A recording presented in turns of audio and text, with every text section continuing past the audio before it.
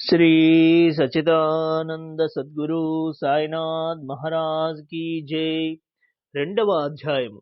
ఈ గ్రంథ రచనకు ముఖ్య కారణము గ్రంథ రచనకు పూనుకొనుటకు అసమర్థత బాబా అభయము.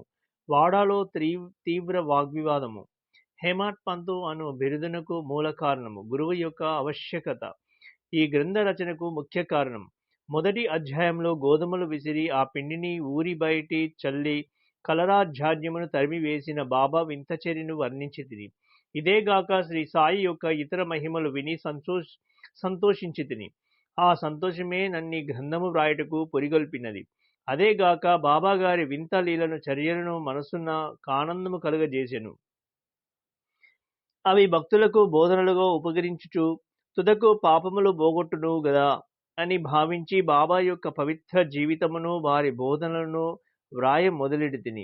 యోగీశ్వరుని జీవిత చరిత్ర తర్కమును న్యాయమును కాదు, అది మనకు సత్యమును ఆధ్యాత్మికమైన మార్గమును చూపుమును.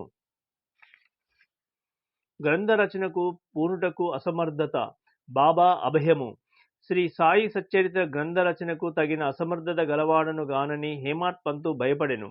అతడిట్లా అనుకొనెను, నా యొక్క సన్నిహిత స్నేహితుని జీవిత చరిత్రయే నాకు తెలియదు, నా మనస్సే నాకు గోచరము కాకున్నది. ఇట్టి స్థితిలో ఒక యోగీశ్వరుని చరిత్రను నేనెట్లు వ్రాయగలదును?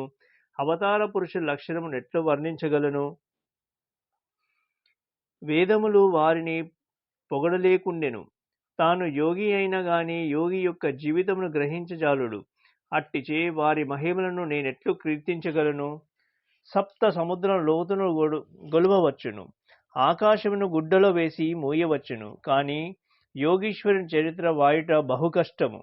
ఇది గొప్ప సాహసకృత్యమని కూడా నాకు తెలియను. అందువలన నలుగురిలో నవ్వుల పాలగుదనేమోనని భయపడి ఈ శ్రీ సాయీశ్వరుని అనుగ్రహము కొరకు ప్రార్థించితిని. మహారాష్ట్ర దేశంలోని ప్రథమ కవియు యోగీశ్వరుడగు జ్ఞానేశ్వర మహారాజు యోగిల చరిత్ర వ్రాసిన వారిని భగవంతుడు ప్రేమించునని చెప్పియున్నారు.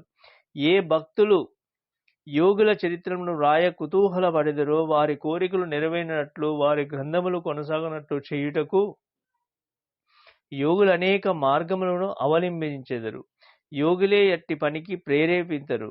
దానిని నెరవేర్చుటకు భక్తుని కారణమాత్రునిగా మరచి వారి కార్యములు చేసుకుందరు. శ్రీ సచి